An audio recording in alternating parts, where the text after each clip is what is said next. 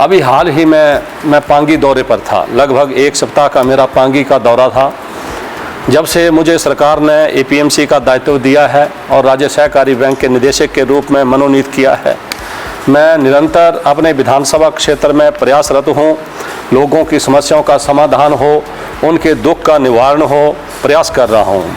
अभी पांगी दौरे में मैं जब पांगी में गया, हजारों लोगों ने मुझसे मुलाकात की, पार्टी के कार्यकर्ताओं ने मुलाकात की और कई महिला मंडल, पांगी घाटी के प्रधान, उप प्रधान, पंचायत समिति के सदस्य और वहाँ के तमाम प्रबुद्ध जो लोग थे, सब ने मुलाकात की और हमने प्रयास किया है कि उनकी समस्याओं का समाधान हो। उनकी समस्याओं के लिए मैंने आरसी कार्यालय में एक रिव्यू मीटिंग भी ली सभी अधिकारियों के साथ कि कैसे पांगी घाटी की जनता की सुध बुध ली जाए, उनके जो काम है कैसे किए जाए। निरंतर प्रयास कर रहा हूँ। सरकार के दायित्व के पश्चात ये मेरा पांगी का दूसरा दौरा था।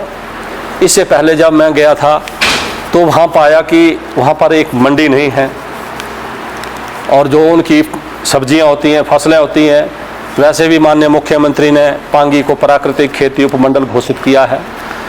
तो वहाँ एक मांग उठी थी कि वहाँ पर एक मंडी का होना ज़रूरी है और किलाड़ में कोऑपरेटिव बैंक का एक एटीएम होना ज़रूरी है। मैं घाटी के लोगों को बधाई देना चाहता हूँ कि जब दूसरी बार माननीय मुख्यमंत्री के दौरे के दौरान गए तो मैं उस सब्जी मंडी का शिलान्यास करवाने में सफल रहा। अब वो शीघ्र ही मंडी का टेंडर होने जा रहा है और 2 करोड़ 35 लाख की लागत से पांगी घाटी की जनता के लिए, बागवानों के लिए, किसानों के लिए उस मंडी को समर्पित किया जाएगा। किलाड़ में माननीय मुख्यमंत्री महोदय के हाथों एटीएम का, कोऑपरेटिव बैंक का उद्घाटन करवाया गया। इस प्रकार की बहुत सारी वहाँ समस्याएं थी, सड़कों की, पुलियों की। उसके रिगार्डिंग मैंने आरसी के कार्यालय में बैठक की और जहाँ जहाँ जरूरी था उन अधिकारियों को दिशा निर्देश दिए कि लोगों के काम के प्रति उनकी जवाबदेही होनी चाहिए। इसी के साथ जब माननीय मुख्यमंत्री 14 अप्रैल को शिलान्यास और उद्घाटन कर रहे थे पांगी में, 15 अप्रैल का राज्य स्तरीय का कार्यक्रम पांगी में था, वहाँ पर माननीय मुख्यमंत्री ने, पांगी में बिजली की बहुत ज़्यादा समस्या रहती है। सर्दियों में विशेषकर अधिकांश गांव जो है अंधेरे में डूब जाते हैं। तो माननीय मुख्यमंत्री ने घोषणा की थी कि 10.5 करोड़ की लागत से पांगी में करियास पंचायत में सोलर लाइट सिस्टम जो है उसका शिलान्यास किया गया था और पांगी के लिए 1100 वोल्ट की केवीए की जो वोल्ट की लाइन थी उसको लाहौर से पांगी पहुंचाने के लिए 30 करोड़ रुपए माननीय मुख्यमंत्री ने सैंक्शन किए थे। जो घोषणाएं माननीय मुख्यमंत्री ने की थी, पांगी के किसानों को प्राकृतिक खेती के लिए रिवॉल्विंग फंड के लिए 5 करोड़ रुपए सैंक्शन किए थे। जो घोषणाएं माननीय मुख्यमंत्री ने पांगी घाटी में की थी, सभी को अमली जामा पहनाया जा रहा है। 11 केवी की जो लाइन है उसका काम युद्ध स्तर पर चला हुआ है। सारे अधिकारी कर्मचारी दिन रात लगे हुए हैं कि सर्दियों से पहले उस लाइन को घाटी में पहुंचाया जाए। सोलर पैनल का जो काम है वो काम लगभग 70% पूरा हो चुका है। मैंने वहाँ जब पांगी से वापस आने लगा, आते आते मैंने पहले वहाँ जा कर के उसका निरीक्षण किया और कुछ जो खामियां वहाँ पर मैंने पाई, तुरंत अधिकारियों को, अधिशासी अभियंता बिजली बोर्ड पांगी गाजियाबाद के सरकारी दौरे पर थे, मैंने उनको टेलीफोन पर कहा है कि ये कमियां हैं, इनको तुरंत दूर किया जाए और नवंबर तक इस सोलर सिस्टम को पूरा कर लिया जाए ताकि घाटी के लोगों को बिजली की समस्या से जूझना ना पड़े। इस तरह से बहुत से लोग हैं जो सरकार बनने के पश्चात अपने नुमाइंदे को ढूंढ रहे थे, लेकिन आज तक किसी ने सुध नहीं ली। मैं माननीय मुख्यमंत्री का धन्यवाद करता हूं कि उन्होंने पांगी में आकर के वैली के लोगों की सुध बुध ली, वहाँ की समस्याओं को जाना और जितनी घोषणाएं माननीय मुख्यमंत्री ने की थी सभी को पूरा किया जा रहा है। चाहे वो महिलाओं को 1500 रुपये देने का काम हो, वो भी महिलाओं को दे दिया गया है। इस तरह सरकार द्वारा जो मुझे जिम्मेदारी दी गई है उसका मैं अपनी पूरी निष्ठा के साथ, लगन के साथ दिन रात मेहनत कर रहा हूँ। अपना कोई निजी काम नहीं कर रहा हूँ। मैं 24 घंटे जनता के लिए समर्पित हूँ और ये जनता भी जानती है। मैंने अपना कोई एजेंडा नहीं रखा हुआ है। मैं दिन रात मेहनत कर रहा हूँ। लोगों ने मुझे, ये मेरा पंचायती राज का मैं चौथी बार चुन के आया हूँ। पहली बार मैं बीडीसी का मेंबर बना और ये मेरा तीसरा टर्म जिला परिषद का है। मैं चुना हुआ व्यक्ति हूँ और सरकार द्वारा नामित किया गया हूँ, इस वजह से मैं लगा हूँ। बरमौर में सब्जी मंडी बरमौर में नहीं थी। बहुत से नेता आए गए, चाहे वो एपीएमसी के चेयरमैन के तौर पे हों। बालू के अलावा कहीं विस्तार नहीं किया गया सब्जी मंडियों का। मेरा प्रयास है कि मैं हर विधानसभा क्षेत्र में एक एक सब्जी मंडी तैयार करके अपने कार्यकाल में जाऊं। और मुझे खुशी इस बात की है कि तीसा में 80% काम मंडी का हो चुका है। कुछ ही काम शेष बचा हुआ है, 20%। शीघ्र ही उस काम को पूरा करके लोगों को समर्पित की जाएगी।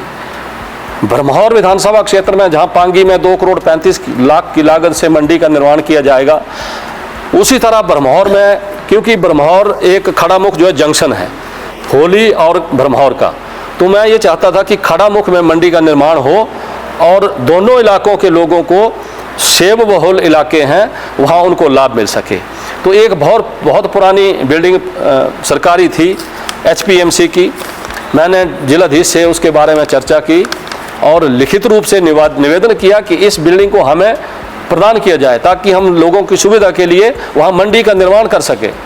और मैं धन्यवाद देना चाहता हूँ उपायुक्त महोदय को और एडीएम बरमौर को कि हमारे तीनों के प्रयास से वो बिल्डिंग हमने टेक ओवर कर ली है।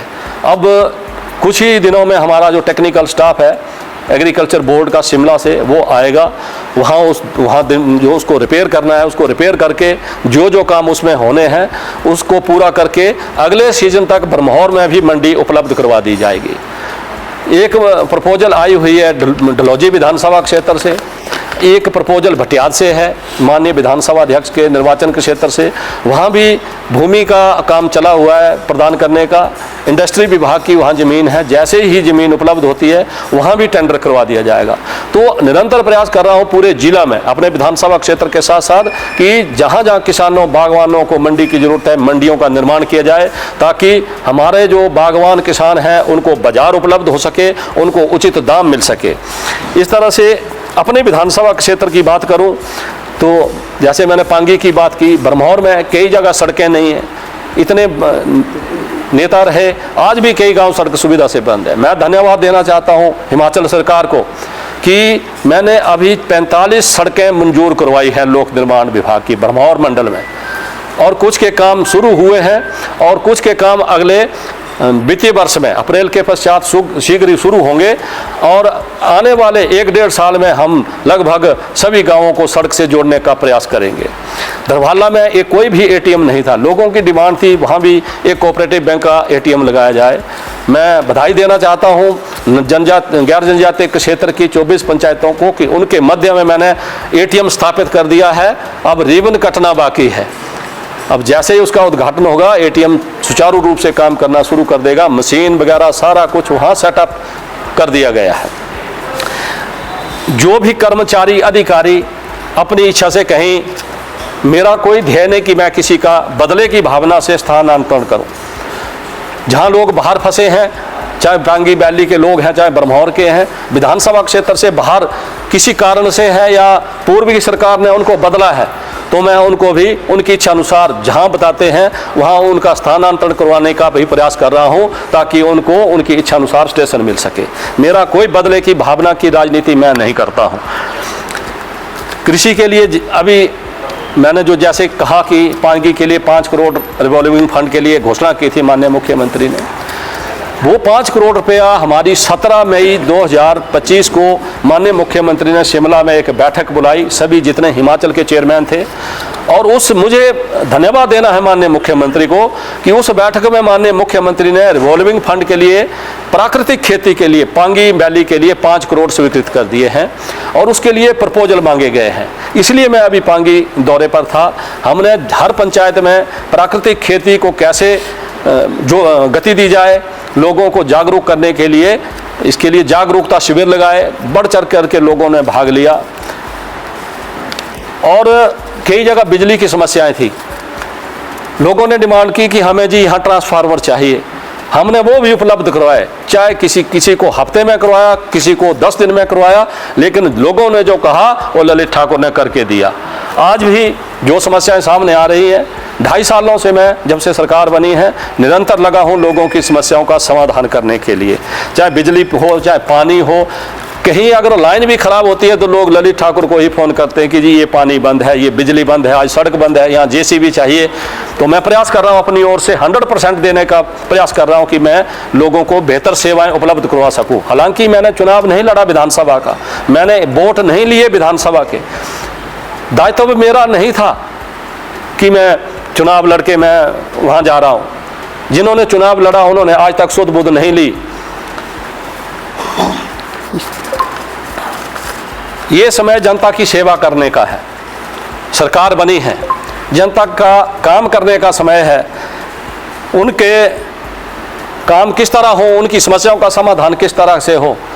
टिकट की बारी 2027 में आएगी, 2.5 साल अभी हैं, 2.5 साल पहले टिकट बांटने की बात हो ही नहीं सकती।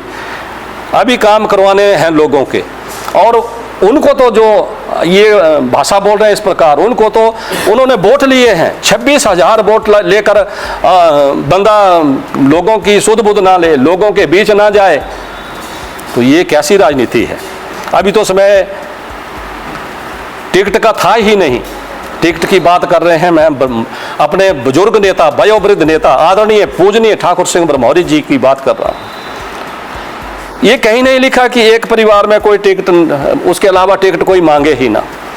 अपने परिवार में टिकटें बांटी जा रही है, कहीं किसी एक्ट में नहीं लिखा है।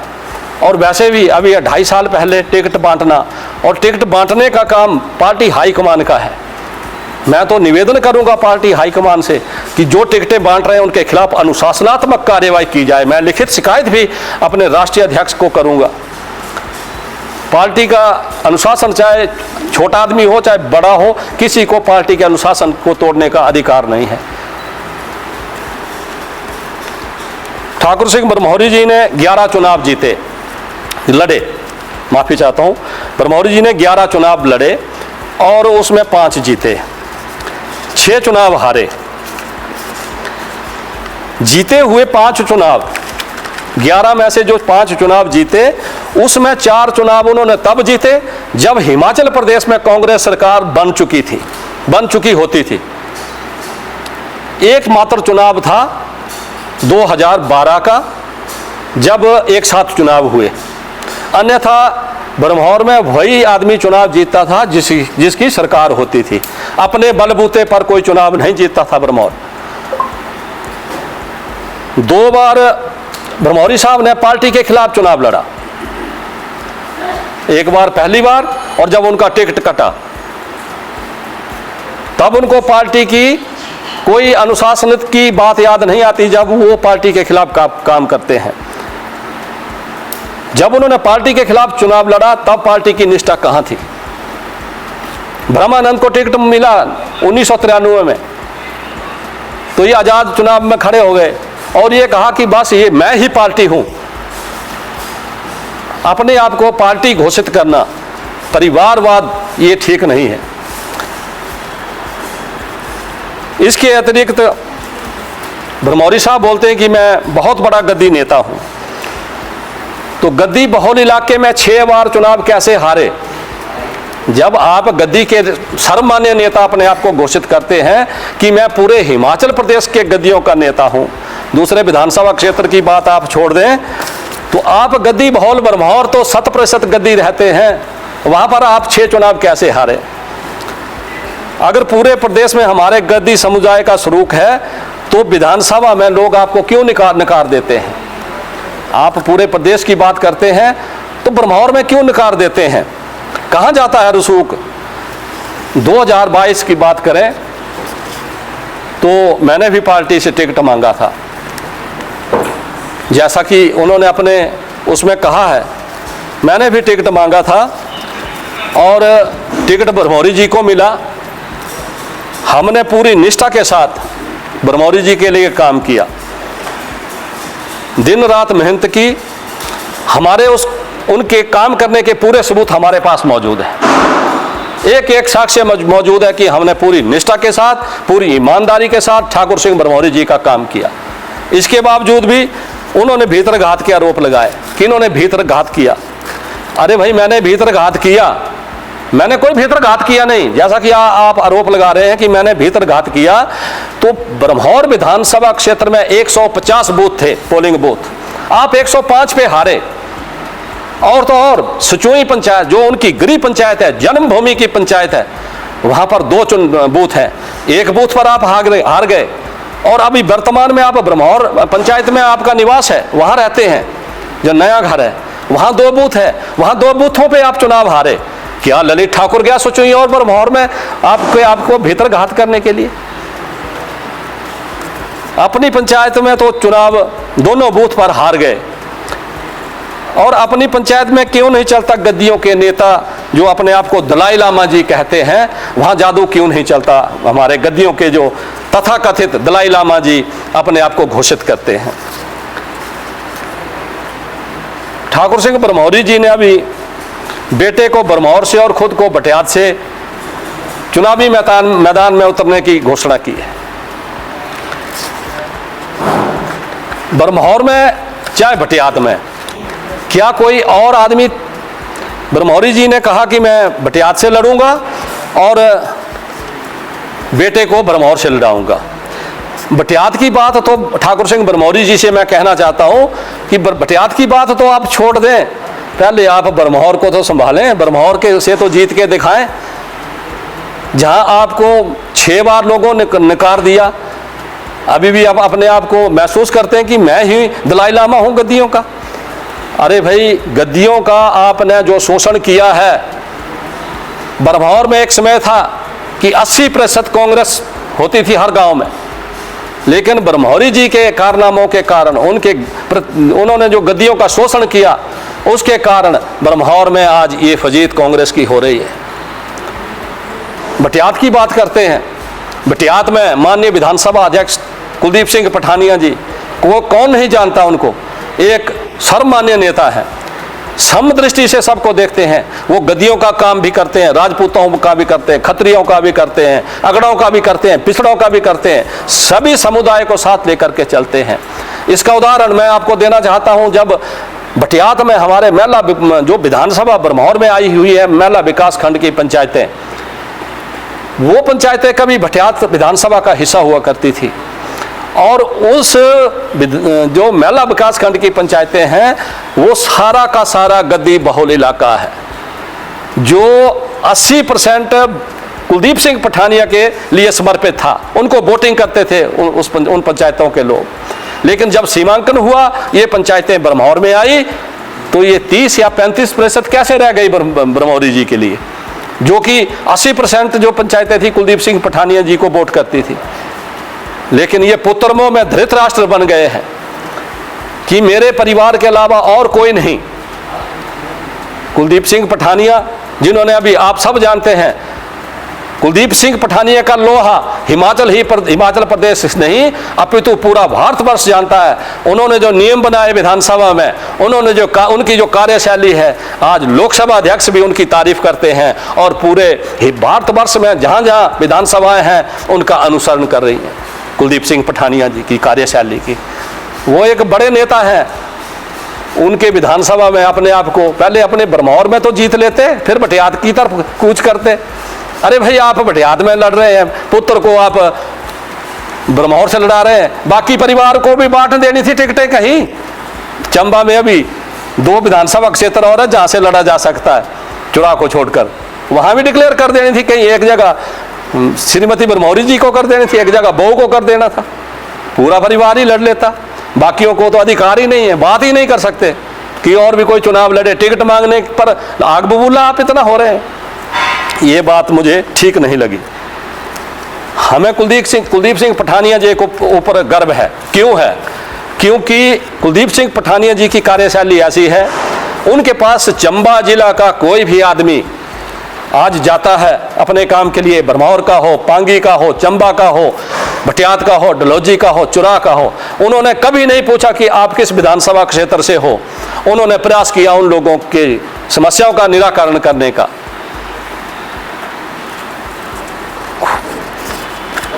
मैं अभी ब्रह्मौरी जी का, जब मैं पांगी से परसों रात को पहुंचा, मैंने उनका इंटरव्यू सुना, एक black and white channel TV ऐसे कुछ करके है, और उसमें ब्रह्मौरी जी ने कहा, ऐसे इशारा किया कि एक है ललित, ऐसे उंगली से इशारा किया, ऐसे ऐसे, कौन है ललित, कहाँ से है जी?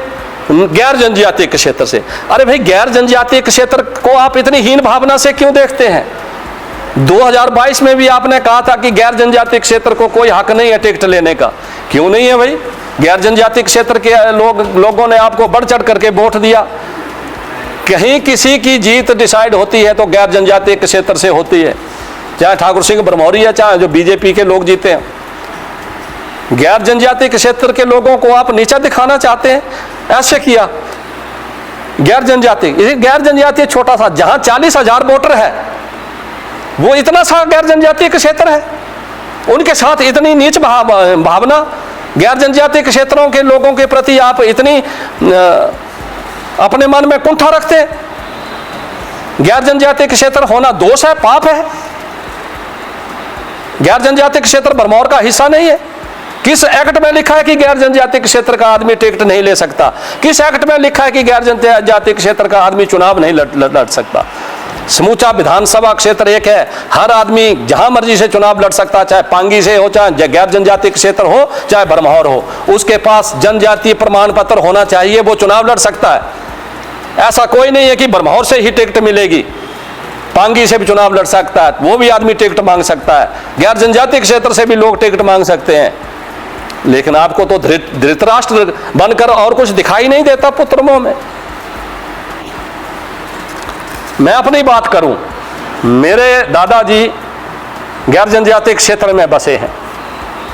मेरे दादाजी की जन्मभूमि मलकोथा में है, हेलीपैड भरमौर से ऊपर गांव है, वहां मेरे दादाजी का जन्म हुआ है।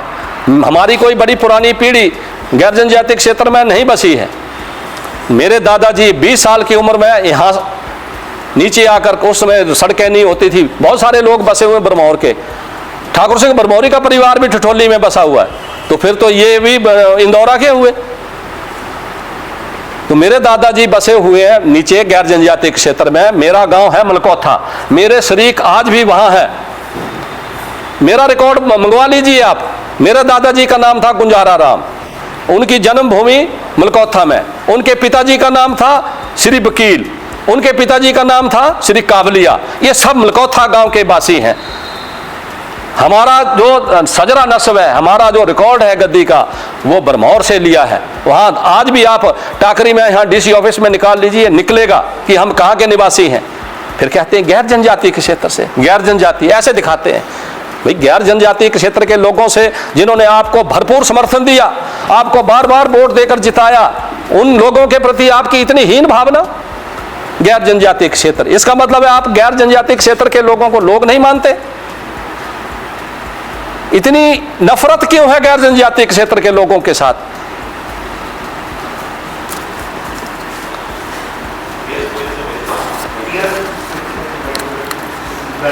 गैर जनजातीय क्षेत्र होली हो, जनजातीय क्षेत्र भरमौर हो या पांगी हो, जिस प्रकार ये और इलाके हैं, इसी प्रकार गैर जनजातीय क्षेत्र भी हमारा भरमौर विधानसभा का हिस्सा है। और भरमौर पांगी के लगभग 19,000 वोटर हैं, भरमौर के लगभग 32,000 वोटर हैं, और पिछले चुनाव तक गैर जनजातीय क्षेत्र में 38,000 वोटर थे, जो अब बढ़ करके 40 तक पहुंचेंगे। तो ये भरमौर का हिस्सा नहीं है क्या? इन लोगों को टिकट मांगने का अधिकार नहीं है? अभी तो मैंने टिकट मांगा ही नहीं था 22 के बाद। 22 में तो भरपूर समर्थन ब्रह्मौरी जी का किया। अभी तो टिकट की बात ही नहीं है। जो मुझे दायित्व दिया है, मैं उसका निर्वहन करने का प्रयास कर रहा हूं। अरे भाई, आपने 26,000 वोट लिए, 26,000 वोट लेकर के आप लोगों के बीच में नहीं जा रहे हैं। लोगों के लिए कोई प्रश्न वार्ता नहीं हो रही है, लोगों के सुख दुख की कोई परवाह नहीं है। लोगों की बिजली जाती है, कहीं सड़क की जरूरत है, ट्रांसफार्मर की जरूरत है, मंडी की जरूरत है, सड़कों की जरूरत है, पानी की जरूरत है, उसकी चिंता नहीं है आपको। लेकिन जब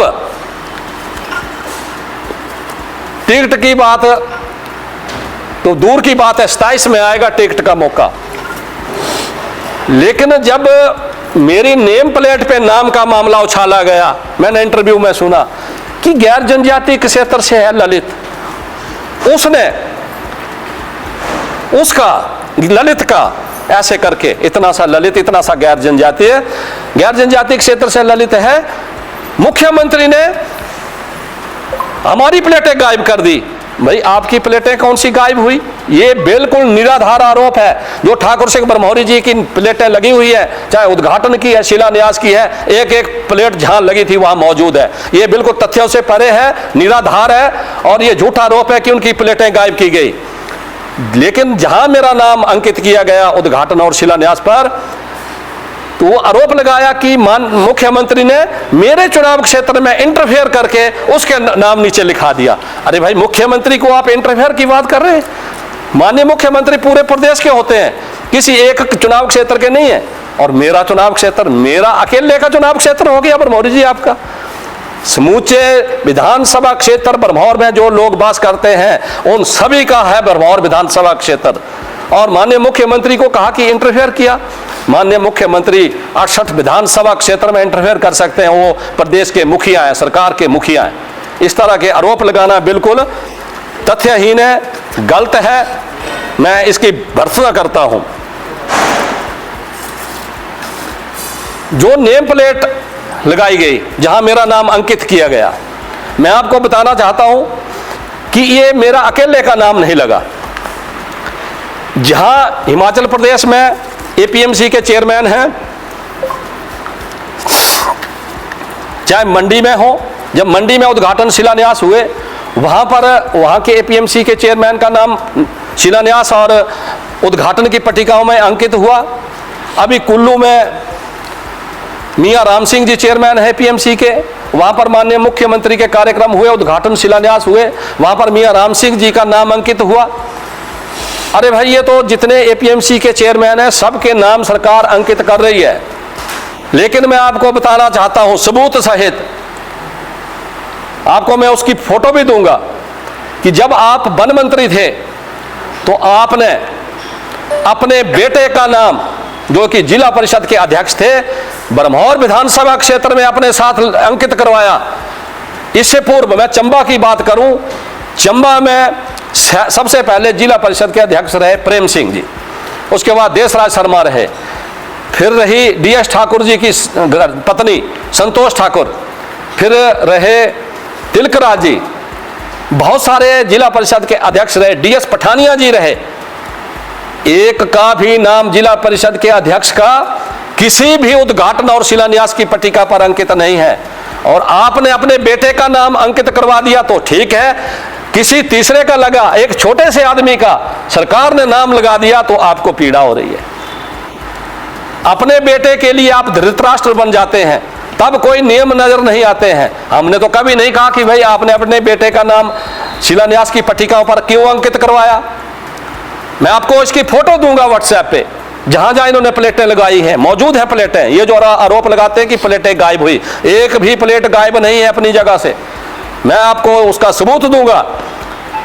हम नहीं कहते, हम किसी का विरोध नहीं करते, जिसका लगाई उनकी सरकार की इच्छा होती है किसकी लगानी है।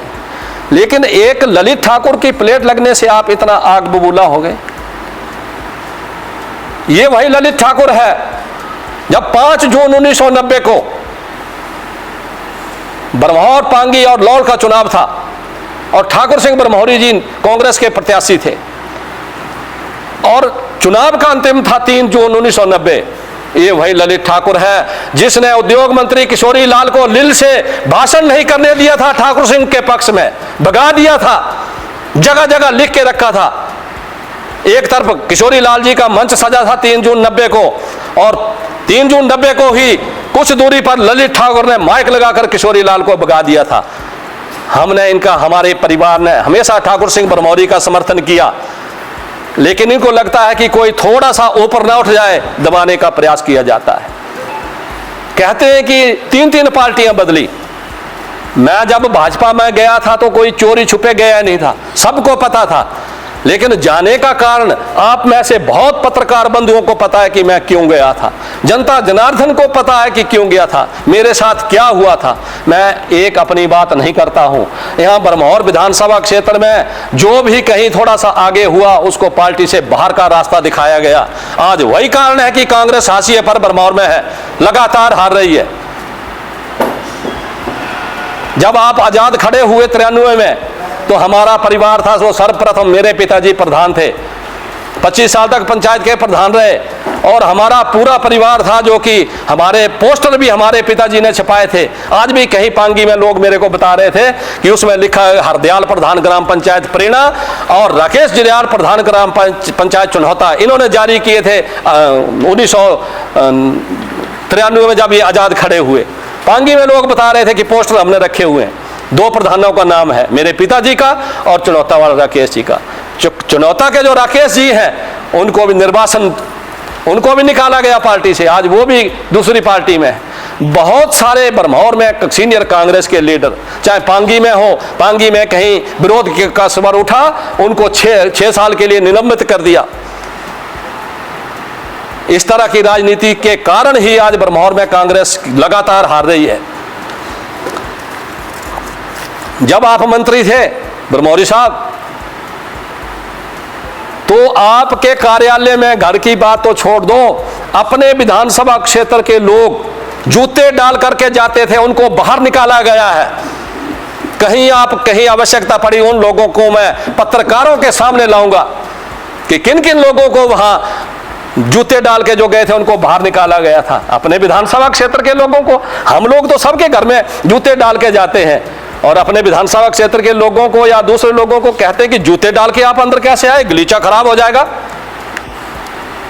आपने वन मंत्री रहते, विभाग के अधिकारी कर्मचारियों की बात छोड़ दो, अपने विधानसभा क्षेत्र के कुछ लोग थे, फॉरेस्ट के ऑफिसर थे। एक बार कोई फॉरेस्ट अफसर सर्किट हाउस में आया, उसने सोचा कि हमारे विधानसभा के नुमाइंदे हैं, और वो भी अपनी नौकरी को खतरे में डाल के पार्टी का काम करते थे। बरमौरी जी का हम साथ जाते थे प्रचार में। उस बंदे को बरमौरी जी ने निकाल दिया कि बिना वर्दी कैसे आ गए आप लोग तानाशाही के चलते ही, आप लोगों की तानाशाही के चलते ही आज पार्टी की ये दुर्दशा बरमौर में हुई है। टिकट मांगना सबका अधिकार है, हर कार्यकर्ता टिकट मांग सकता है।